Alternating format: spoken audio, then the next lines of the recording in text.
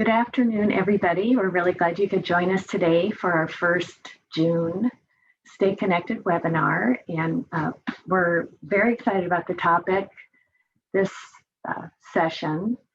We know lots of you are thinking about hiring always and evaluating staff, keeping staff.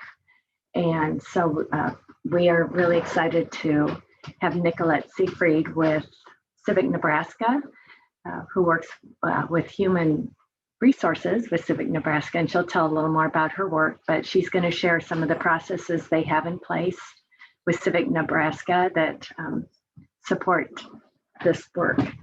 So thanks, Nicolette, for joining us and taking the time to present today. And I'm going to just go ahead and turn this over to you.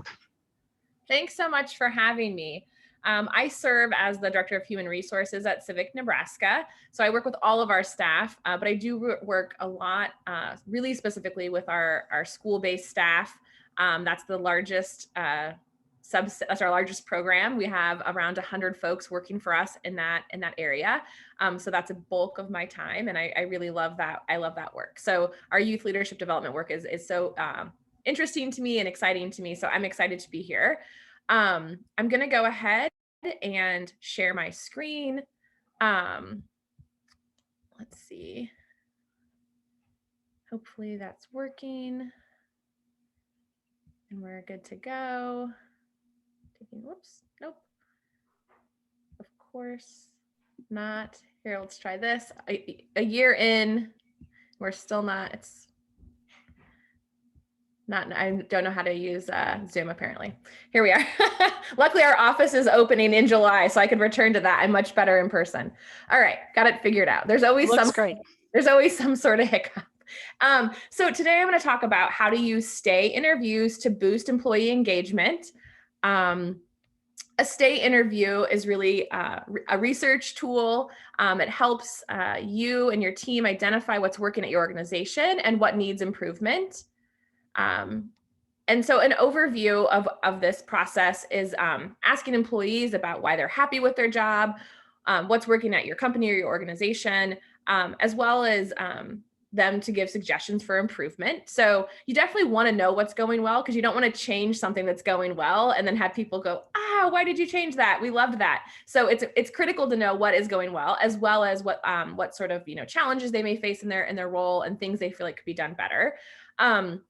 Stay interviews can be done as a survey. I think that can happen, especially if you have a really large number of employees, or maybe you have employees that are going to have a hard time doing a face-to-face interview. I would always suggest at least a hybrid of face-to-face and survey-based stay interviews. It's really nice to see people, talk to them. Of course, they can be done via Zoom, and we've all gotten so used to this technology over the past year that I think that's even an easier method of doing it now if necessary. So that's kind of just an overview of the stay interview process. And I forgot to say, if folks have questions, just go ahead and unmute and jump right in. And I can definitely field questions at the end too, or you can put them in the chat box, whatever works best for you all. So what are the main benefits of stay interviews? The results from stay interviews can help you pivot and adjust your practices to best retain and engage your existing employees. So when you know what keeps your employees with you, you can ensure that those practices and policies continue, and then you can also make improvements on what's not working well. So it's a great way to strengthen employee-manager relationships. This past year and a half at Civic Nebraska, I've been conducting the bulk of the stay interviews as an HR director, but I'm working this year on with our managers so that they're going to start conducting those interviews. And so we will always do a hybrid method at Civic Nebraska, because sometimes there's tensions between managers. We also want to get feedback on specific to the manager. So managers will conduct parts of the stay interview. I will conduct parts of the stay interview. So we're going to do a hybrid approach to that. But for managers, some of these key questions, which we'll dive into later, it's really important for them to ask the folks that they manage these questions and to hear back from them. So it's not about work product or those kinds of things, right? This is just about how they feel like the organization is treating them, those kinds of things. So it's a really great way to build rapport and to have kind of a space to talk about something that's not just very specific to the job duties that they're performing. I will also just say, not as much maybe in the school-based sites, but definitely somewhat with that too. Over the past year, we've all been working remotely or in different ways, and there's been limited, in-person things, like large gatherings haven't been happening, right? So all of that stuff has been challenging. So this is just another way to kind of reset. Also, the past year has been really hard for folks, right? And there's a lot of difficulties. So making sure that you're checking in with your team to see how things are going, and I'm sure people are already doing that, but in a really specific way, and with questions that you can use across the organization. So you can kind of develop trends and you can see some themes emerging. So it's not just one manager asking one set of questions and a different manager asks a different set, and you can't really kind of pull that all together. So this is kind of one way to bring back that contact between managers and employees, have that rapport building relationship, and then hopefully just have that employee feel like they can come to their manager more often. Okay. And then I think also sometimes employees don't feel like there's really a space for them to share maybe critical feedback. And so I think that this is just a great way for them to feel welcome to do that and encouraged to do that too. So it's a great way to connect with new hires, so people who've recently joined your organization, and then also re-engage existing employees. So you're always going to have employees at all levels of engagement. You're going to have some people who are just really highly engaged, really loving it, and maybe some people who are a little bit checked out, and maybe they're checked out for personal reasons, or just there's a lot of different reasons why that can happen. But this can be a tool that I think can re-engage folks because you're bringing them back in. You're really telling them you value their perspective, and you want to hear from them about all the different parts of their job and how that impacts them and their goals, things like that. So I think it really is critical to the employee experience to conduct some sort of stay interview. So first, you have to tell people what you're doing. It can be super scary if all of a sudden you get this invitation to like meet with your manager or with HR and they're like, what is going on? I know even me, I'm like, I'm fired. No, you automatically think like there's something wrong or what have I done? And so really telling people the purpose of this is critical, right? And I think making sure they understand you do want that feedback about things that aren't going well also. So it's just saying, here's what a stay interview is. Here, you can even share the questions if you want to. And just explaining like, we want to hear what's going well, what you love about working for us. And we also want to hear about what we can do better. And I think especially given this past year and so many shifting dynamics in our world, asking people like what we can change or do better, this is like the perfect time to be doing that. So it's a really, really critical that everyone understands like what the purpose of these stay interviews are. And also oftentimes you're not selecting every single employee to get a stay interview, right? That's not feasible oftentimes with the scale or things like that.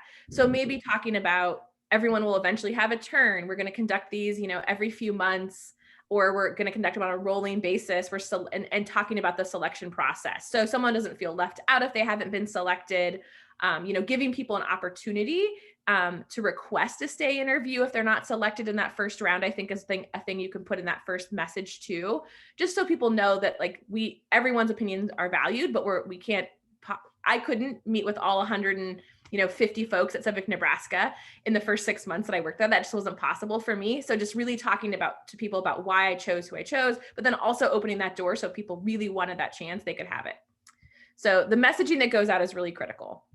And then talking to key employees, and I guess I would say there's a lot of things I look for when I'm choosing people to talk with. So you want to look at tenure within the organization. So I wanted to talk to new people. I wanted to talk to people who'd been there a while and people who'd been there since the beginning, right? Get a feel for people based on how long they've been with the organization. You also want to talk to folks who are at all levels of the organization. So entry-level staff, like our part-time staff, we're talking with them. We're talking with people all the way up to our executive director. Really, truly talking with everyone at every level. At Civic Nebraska, we have 3 different program areas. So that's a thing that we also looked at, is making sure we're talking to people from all the different program areas. And then last but not least, I will say there's always those culture leaders or those people who are like informal leaders who people just tend to listen to and really, really like, and they can kind of like make or break it. They can really set the tone in your office or at your program. And so those identifying who those folks are also really critical. And I would definitely suggest talking with them at the beginning. So again, if you can talk to everyone, that's so awesome. I love that. But if you can't, really thinking about a system for identifying key folks to talk to and a plan to eventually talk with everyone is great. And then you can definitely, I'm going to show later questions. These are all very basic questions. You can definitely put in more specific questions to like role type or program area, things like that, if you want to, as long as you use like all the same kind of basic questions. And then maybe for managers, there's like a manager specific question, or like at Civic Nebraska for our school-based staff, there's a school-based staff specific question. And that's not applicable to everybody, but again, we want to have some questions that everyone is answering so we can get, some actual usable data. Okay. So, and then it doesn't end with the interviews, right? So this is really just the beginning of the work. If you talk to people and you ask them for feedback and then you don't act on it, it's worse than not talking to them. So if you're not going to act on it, don't do it. I really can't stress that part enough. It's just, if people are asked their opinion and then nothing happens, it feels really hard, even about the good stuff, right? So, at Civic Nebraska, we're doing some work around diversity, equity, inclusion, and it's not really work that we really try to, we don't highlight it as much or promote that we're doing it because we feel like it's just really important work. But our employees, again and again, we're like, I'm so happy to work at an organization that values this, and we wish we knew more about it. We wish you talked more about the successes in that space, right? And so hearing that, we're like, oh, okay, that's really critical. We're going to make sure we're trying to have like a race equity lens when we're talking about changes we're making, so people understand why we've made that change. And then again, with those things that are challenges, right? Thinking about, I feel like every organization, if you do a survey of folks and see how things are going, people say there's like struggles with internal communication, right? Not everyone feels like they know all of the information. I think everywhere I've worked in my career, that's been a challenge, right? So hearing that from people, thinking about what are those tools we can change, and then getting more input on that and trying some things. So that's something we've also done was we're trying some like Google Chat features. We're trying, it's a lot of like a thing like Slack, all these different ways to communicate with staff. And we're like, let us know. We heard this is a challenge for us, is like communicating with all of our people as we're all across the state in different locations. So we're going to try a few things. Let us know if that works. And so we're, I think making sure that you're collecting all the information, seeing where there are themes. There's going to be things where like one person just has an issue, right? And you're probably not necessarily going to be able to address that because it might just be individual specific. But if you see themes emerging, which you most likely will, I've never not seen themes emerge, looking at those things, figuring out a plan to go forward. I would also say like a broad group of perspectives in developing the plan. So we said, hey, internal communication is a challenge here. We want you to volunteer to work with us to find some solutions that we can pilot to see what's good, right? I'm not going to come up with the solution myself. I want to hear from the folks who are feeling like that's a struggle of our organization and have them be a part of that solution, right? And then we're all trying it together. And just being really, again, communicating that message out, right? Saying, hey, we want you to help us with this problem. And then once we have a solution, say, hey, here's our solution to this problem. This is what we came up with. We're going to try it. Let us know if it helps. So I think the interviews are really important. Having that connection point, critical. Then moving to some solutions to address those problems, thinking about how you are articulating the work people are really happy about. And then making those changes and then asking for feedback, right? So you can definitely check in with people, during like a one-on-one. If you meet with your staff weekly, you can check with people at staff meeting. You could send out a short survey and say, hey, here's this thing we identified. Is this helping? So one thing about Civic Nebraska that every single person we did a stay interview said was that they loved working at Civic Nebraska because of our mission, and they felt like all of their colleagues were committed to our mission, right? That's awesome, and definitely does not happen everywhere you work, right? That everyone feels like everyone they work with is all on the same page, committed to a mission. So we were like, how can we really highlight our mission? Because it seems like this one thing that everyone is really committed to and can all like rally behind and like support their colleagues on. So we started talking about at staff meetings, our mission moments, like hearing those moments with people doing their work connected to our mission. We started doing these like values shout outs where people can talk about the values we have at Civic Nebraska and how their colleagues are embodying those values every day in their personal and professional lives. And we do that for all of our staff, part-time and full-time. So that was the one thing where we thought that that's a positive, but we're not really talking about it as a team. So how can we talk about it, right? So, and people have said that was really, they've loved that. And that's felt so good to have that. We started about a year ago. So we started it right before the pandemic. And that's one thing they felt like that it's a feel good moment at our staff meeting every single month when we hear those. And that's been really critical, I think, to just that kind of cohesive culture we have at Civic Nebraska. So that's kind of an example of like a positive where it's like, we're hearing this really cool thing about our organization, but how do you make that more explicit? How are we, making sure that's at the forefront of people's minds, and not something we just take for granted? Okay, so let's see. The first question, and this is just like a very basic way to frame this question. Whenever I ask it a lot of different ways, but what do you look forward to each day on your way to work, right? So it's just like, what do you, when you are, if it's when your alarm goes off, or if you're in your car and you're actually driving to your office, or if you're like me for the past year and a half, walking to another room in your house to sit in front of a computer, like, what are you looking forward to about your work? And, you want them to focus on their daily duties for sure, right? And you want them to talk about the challenges they face. If they start to like really get into like pay or benefits, that's not what we're really talking about, right? We want to really hear about like their actual job, like the stuff they're doing each day. And so I also include like some probes you can do here, some like prompt questions. So like you can ask just very basically for them to give an example of something, tell me more about, and then like, who do you look forward to working with the most, right? So that's another prompt, maybe get them back to kind of like their job specific, like what they really enjoy about that. And so definitely folks stay engaged, that they have a great relationship with their colleagues and with their managers.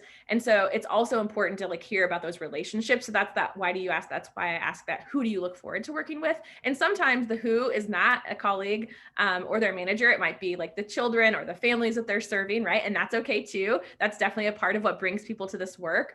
But I think maybe circling back and then saying like, who on your team do you like working with the most is another way to do that. If their answer is immediately the folks you're serving, which definitely happens. So this is that first question, just really wanting to hear about what they like about their job specifically. Let's see. So the next one, what are you learning here and what do you want to learn here? One of our values at Civic Nebraska is learning, and that is pretty fitting given that we run CLCs and before and after school programs. So we want our staff to be constantly learning. Our full-time staff have a pretty large professional development budget that we really try to encourage folks to use. And we do also provide monthly professional development opportunities to all of our part-time staff as well.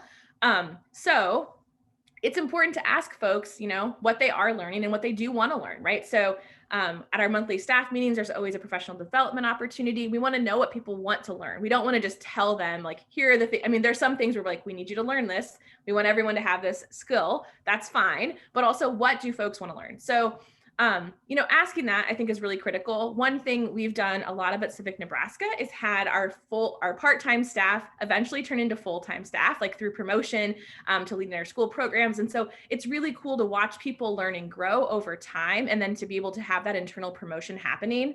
And so I think that's one way also to have a really diverse staff also. Our part-time staff is extremely diverse, and it gets a little bit less diverse as you go on. So if you're pulling from like the most diverse pool to be able to promote on, it's a way to have a more diverse staff as well. So here's some prompt questions also, where you're asking folks like, which other jobs here look attractive to you? What skills do you think are required for those jobs? What skills would you like have to build to attain those jobs, or some responsibilities for those jobs? So if you don't always have, you might not always have specific openings available, but just asking folks like, what else would you like to do here? What are you interested in? So sorry, I'm just trying to think here. So I think this can be good. At our organization, we have such a wide variety of positions in our offices doing lots of work besides our school-based program. So that can be different. But I do think asking them what else is important to them and what else they would like to learn is really critical. So the next one is, why do you stay here? And that looks really simple, right? It's just a few words, pretty simple. Like, why do you stay here? But I do think, encouraging people to take their time and really talk to you about what they really value about your organization. I will say, like, this is that one where we would hear from people that everyone they worked with was committed to the mission of Civic Nebraska, and they really felt that connection, and that was really important to them because they're committed to that mission. So, and then, you know, you can follow up with that with like, is that the only reason you stay here? Are there others? Or if you narrowed your reasons to stay to just one, what would it be, right? So if you feel like you're not getting enough information from this person, you can use that other one, the second one. Or if you feel like they're giving a ton of reasons why, you could maybe ask them to narrow it down a bit. And then asking why it's so important to you. I think for us as a nonprofit with a mission, we know why it's important. People come to us because of our mission, so we do know that. Okay, so this question can be a tough question to ask. I know when I first presented this, our executive director was like, are we really asking people when they thought about leaving us? And I'm like, yes, absolutely. It's so important to ask this question. So everyone thinks about leaving their job sometimes. And this is a pretty directly worded question. You could definitely ask it in a different way if it doesn't feel right for you. I will say I've had really great conversations with all levels of staff with this question, and it's never been a negative conversation. It's always been a really good one. So finding out why people would thought about leaving is really important. Sometimes it's pay, right? And maybe that's something you can do something about, maybe it's not. Sometimes they're just interested in other opportunities. Maybe they feel like their career is moving in a new direction. All of those things are important and are okay. So the workforce we have today does not typically join a company or organization and stay there for their entire life and retire from that, right? That's something that is not happening as much anymore. It's much more fluid. So acknowledging that, figuring out if you can keep people, and if not, what you can do to support them as they move on with their career. So, you know, maybe someone says it was pay related, and then you could ask them like, how important is that to you, right? Like, is that the number one factor in you seeking outside employment or another position is really pay? And maybe it is, and that's not necessarily a bad thing, but just knowing that I think is really critical. Okay, so what can I do to make your job better for you? So how can I help you, right? Like, what can I do to make your job better, to make your daily life better? The bulk of your time each day is spent at work. This is like a very broad question and it's super open-ended, but it's what we want. We want to hear what are those other things that are out there that I haven't addressed with a very specific question. I will say you have to really remain neutral when you're doing all of these questions, and it can be super hard because you might get some feedback that it hurts, right? Or, you know, and if you feel like really passionate about your work and like you're doing a really good job, it can feel kind of like, this is our baby, like we're really doing our best we can, but you have to just remain neutral so you can hear the feedback. And so I think, you know, that's not a struggle for me. I really enjoy hearing the critical feedback too, but for some people it can be. So there's some other questions you can ask here, which are like, do colleagues, including your manager, tell you when you do something well, right? That's a huge thing to ask, right? Is feedback happening on a regular basis? Does your team say or do things to help you do your job better, right? Are you getting support from your colleagues to be able to do a good job? And then, or you could say, what are 3 ways I can support you? You know, as a manager, as an HR director, whatever your role happens to be in the organization. So these are some more specific questions you can ask. Some people, when you ask this question, they have 100 ways you can make their job better for them. And some people are kind of like, I don't know, I think it's pretty good, right? So, and there's people that fall all in the middle of that too. And so those probing questions can be specific. You can also think back to other answers that they provided throughout the interview and maybe revisit one of those topics to find that out too. Okay, so stay interviews are one way of many to engage employees and to really figure out how engaged they are in your organization and the work that they're doing. Another thing you can do are exit interviews, which I'm sure a lot of folks are already doing, super common. We're already doing exit interviews at Civic Nebraska. However, once you're doing an exit interview, you've already lost the employee. They're gone. So you can make changes based on their suggestions, but they're not around to see it.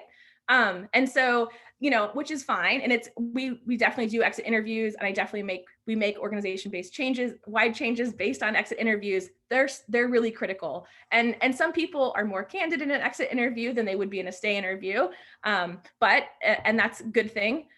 So those are critical. Surveys like a climate and culture survey or an employee satisfaction survey Those are also great. Oftentimes they're anonymous, which can help people feel like they can give that feedback, but it's harder to make changes when you don't know who is saying what, right? So if you have a staff of 150 people and 5 people say they have a hard time dealing with their manager, and they're spread across the organization, maybe those are interpersonal conflicts, maybe there's just, who knows what's happening, right? But if there are 5 people with one manager, that's a different issue, right? So it's really hard for an anonymous survey to know like what changes you have to make or need to make at your organization.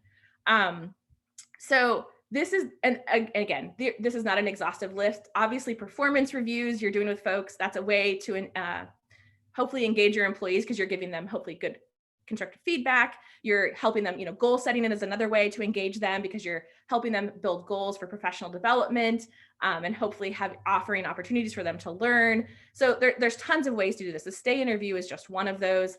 I think what we typically do is we present themes, never specific information, but themes from exit interviews, stay interviews, and we conduct a climate and culture survey. And I will say, really, we're seeing the same things popping up in all of those things. But we're getting different pieces of information from each one. And the climate and culture, we had 100% participation. So everyone got to participate in that. So we're hearing literally from everyone. Exit interviews, it's just those folks that are leaving, and stay interviews, we haven't done them with everyone. So, but we're seeing those same themes. And what we do with those is I present those themes first to the rest of the leadership team. They see that. And then we actually presented it to all staff and said, here you go. Here's kind of the picture. Here's what people love about working here. And here are a couple of challenges, right? And then we solicited that group of people to help implement those changes based on what we presented. And that work is ongoing and it's really exciting. And we've had a lot of participation and we've had a lot of successes. And we've had some pilots where we're like, this is not the right solution for us. And that's okay.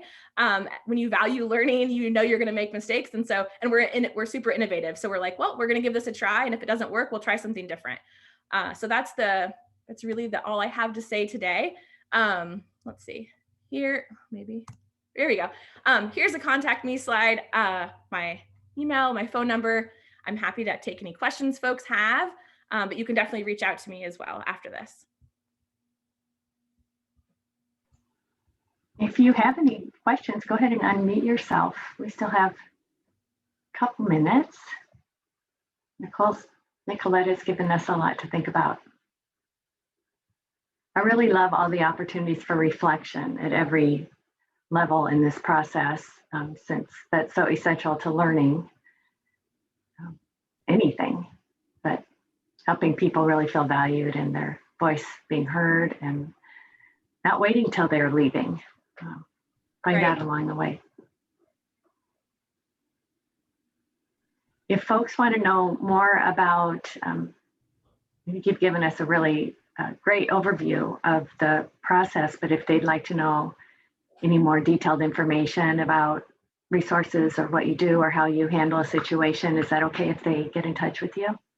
Absolutely. I'm happy. There is a lot of information today. So if you get off this webinar and think of a really cool question as soon as we're done, which is what I would definitely do if it was me, feel free to email me. I know this is recorded, but they'll have my slides via PDF. So feel free to reach out, email, phone, whatever works best for you. And I'm happy to answer questions or talk more about our process and how all of those things kind of fit together. Well, thank you again. This is just so important to having a quality after school program or summer program to find the right people, which you're also really good at, and keeping them, helping them feel valued and part of your organization, and important part. Yeah. Well, I think our current employees are our best ambassadors, right? So if they feel engaged and connected and cared about when we need people to join our team, they definitely reach out to friends and refer people. And that's really the key to getting good folks. I mean, we try to cast the net really wide and lots of cool sites to post jobs on and outreach. But if your team is happy, they tell people that they know that are good that are good and would be good fits to apply. And that's really how we get the best people. Well, we know folks love working in after school programs and summer programs. So all of these processes would really enhance the opportunities they have and you have. Well, thank you so much for your time. And we will record your slides. Your contact information will be there. And we hope that people will follow up and stay in touch with you. Wonderful. Thanks so much for having me. Thank you. Our next Stay Connected webinar is June 17th, and the topic will be the Million Girls Moonshot Project. A team led by Anna Wishart with Beyond School Bells will be sharing that information. So we'll look for you there then. And thanks for your time, all of you that were able to participate today, and especially Nicolette. Thank you. I just want to say thank you too, Nicolette. I really loved it.